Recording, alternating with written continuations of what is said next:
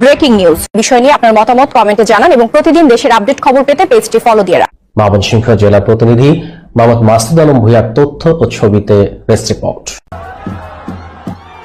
Ronaldo কখনো ফুরায় না, সে রাজা আর রাজা ফিরে আসে রাজার মতোই। যতবার তাকে নিয়ে সমালোচনা হয় সে ততবার তার চেয়েও বেশি শক্তিশালী হয়ে ফিরে আসে। প্রথম ম্যাচের ব্যর্থতা ঢেকে রেখে দলকে জেতালেন, জোড়া গোল করলেন, দুর্দান্ত এক টিম প্লেতে একটা ফ্রি কিক গোল আদায় করতে সক্ষম হলেন।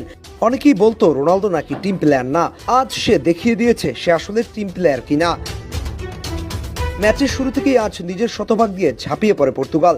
সামনে থেকে নেতৃত্ব দেন একজন, তার নাম ক্রিস্টিয়ানো রোনালদো। ম্যাচের মাত্র 6 মিনিটেই করেন প্রথম গোল। ক্যান্সেলোর অ্যাসিস্ট থেকে নিয়ার পোস্ট শট করে গোল করেন রনো।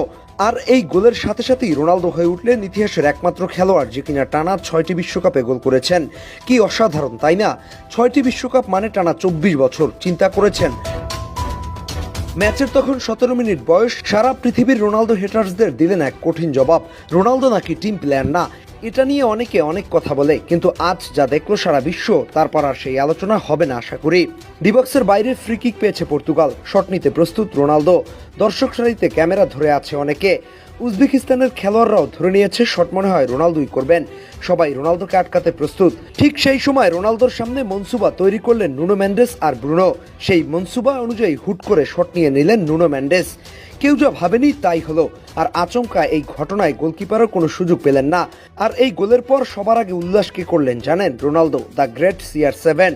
এরপর অবশ্য একটা দুর্দান্ত গোল করে ফেলেছিলেন উজবেকিস্তান। মনে সংখ্যা দেখা দিচ্ছিল কঙ্গো ম্যাচের সেই ঘটনা। পানিপানের বিরতির পর সেদিন কঙ্গো ম্যাচে ঘুরে দাঁড়িয়েছিল, আজ কি তাহলে উজবেক? সেই সংখ্যা বাতিল করে দিল ভার। গোল বাতিল হলো ফাউলের কারণে। কিন্তু উজবেকদের গোল বাতিল হলে কি হবে? CR7 যে তখনও গোলের জন্য মরিয়া। ম্যাচের 39তম মিনিটে ব্রুনোর এক দুর্দান্ত অ্যাসিস্ট নিজের কন্ট্রোলে নিয়ে দুর্দান্তভাবে গোলকিপারকে কাবু করে ফার পোস্ট দিয়ে বল জালে জড়ালেন রোনালদো। তারপর করলেন উদযাপন। পুরো গ্যালারি তার সাথে এদিন উদযাপনে মেতে উঠল। ফার্স্ট হাফ শেষ হলো এভাবেই। এরপর সেকেন্ড হাফের শুরুতেই উজবেকেরা পর্তুগালের জালে গোল দিতে না পেরে নিজেরাই নিজেদের জালে গোল দিয়ে বসে থাকলো। একেবারে শেষ দিকে এসে রাফায়েল লিও আরেক গোল করে 5 গোলের উল্লাসে মাতালেন পর্তুগালকে। এই জয়ের ফলে আবার শক্তভাবেই ফিরে এলো পর্তুগিজরা। আত্মবিশ্বাসের যে ঘাটতি হয়েছিল তা আশা করা যায় আবার ফিরে পাবে তারা। তবে আফসোস একটাই, রোনালদোর হ্যাটট্রিক হলো না। মেসির হ্যাটট্রিকের পর রোনালদোর হ্যাটট্রিকের দরকার ছিল, তাহলে বিশ্বকাপ জমতো। সুযোগও পেয়েছিল, কিন্তু অল্পের জন্য কাজে লাগাতে পারেননি। এবারের বিশ্বকাপে বড় দলগুলো সবাই শো দেখাচ্ছে। মেসি তো আনরিয়েল হয়ে আছে। হালান্ড, এমবাপ্পে দুজনেই 2 ম্যাচে জোড়া গোল পেয়েছে। ভিনিসিয়াসও দারুণ করেছে। আপনারা কিভাবে ভাবলেন রোনালদো বাদ যাবে? প্রথম ম্যাচে সে গোল না